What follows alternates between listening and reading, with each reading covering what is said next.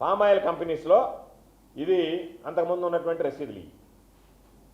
బయట వెహికల్స్కి 300 రూపాయలు వసూలు చేసేవాడు. ఇవన్నీ 2019, 2024లో ఉన్నటువంటి రసీదులు. ఇప్పుడు కొత్త రసీదులు సృష్టించారు. పాపం కొత్త పద్ధతి ఇది. కేపీ ఎడిబుల్ ఆయిల్ ఓనర్స్ అని 800 రూపాయలు. మామూలుగా మనము సినిమాకు పోయినప్పుడు సినిమా టికెట్ల మీద పాత రోజుల్లో ఉండేది నెట్ ఇంత, అది ప్రొడ్యూసర్కి బాధ్యత, ట్యాక్స్ ఇది ప్రభుత్వానికి వస్తుందని. అట్టా ఈ 800 నెట్ సోమిరెడ్డి ఆఫీసుకు పోద్దంట. ఇది ఆ 300 మాత్రం అసోసియేషన్లో ఉంటుందంట. కాబట్టి ఈ 800 రూపాయలకు సపరేట్గా రసీదులు ప్రింట్ చేయించి అక్కడికి పంపించాడు. అదేవిధంగా 3 ట్యాంకర్లు ఇతర రాష్ట్రాలకు పోతే 1 ట్యాంకర్ ఆంధ్ర రాష్ట్రానికి ఇస్తారు. డిఓ పద్ధతి ఆనవాయితీ. దానికి సంబంధించి మీరు ఏమీ ఇవ్వబడి ఆంధ్ర రాష్ట్రానికి ప్రతి ట్యాంకర్కి నాకు 4000 రూపాయలు ఇస్తే చాలు అని చెప్పి ఇదిగో 4000 రూపాయల రసీదు. ఈ 4000 రూపాయలు సోమిరెడ్డి ఆఫీస్కి.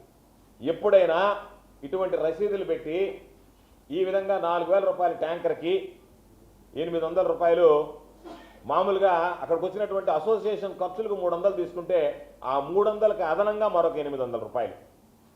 ఎప్పుడన్నా ఎక్కడన్నా ఇటువంటివి మేము వైఎస్ఆర్ కాంగ్రెస్ పార్టీ అధికారంలో ఉన్నప్పుడు జరిగాయా? జరిగితే వెళితే అక్కడ ఉన్నటువంటి యజమానులు ఇది కరెక్ట్ కాదు, మీరు చేసేది అన్యాయం అని చెప్పి తిరగబడితే నేను వచ్చేదాకా ఆగండి, నేను అసెంబ్లీ సమావేశాలు అయిపోయిన వచ్చిన మాయన్నే దాని సంగతి ఏందో తేలుస్తానని చెప్పి ఈరోజు 300 రూపాయలు తీసుకోవాల్సినటువంటి దగ్గర 800 రూపాయలు అదనంగా ఇవన్నీ కూడా మీకు ఇస్తాను. అదేవిధంగా 3 ట్యాంకర్లకు 1 ట్యాంకర్ ఇస్తే ఆ ట్యాంకర్ కూడా మాకు అవసరం లేదు, సరాసరిన మాకు ప్రతి ట్యాంకర్కి 4000 ఇవ్వాలని చెప్పి 4000 రూపాయలకు ఒక రసీదు. ఇవి కంపెనీల మీద దౌర్జన్యాలు, బలవంతంగా వసూళ్ళు. ఇవన్నీ కూడా చూస్తే నేను అడుగుతున్నా, వీటి మీద కూడా చంద్రబాబు నాయుడిని ఏ విధంగా అయితే దౌర్జన్యాల మీద నేను ఏమన్నాను విచారణ అయ్యా, ఇది పామాయిల్ అసోసియేషన్కి సంబంధించి అసోసియేషన్లో అదనపు వసూళ్ళు, దాని మీద ఒక విచారణ చేపించి మీ ఎమ్మెల్యేలు ఏ విధంగా ఎంత నీచానికి దిగజారిపోయారో ప్రజలు అసహించుకుంటారా ఏమనుకుంటారనేటువంటిది కూడా లేకుండా ఈరోజు నేను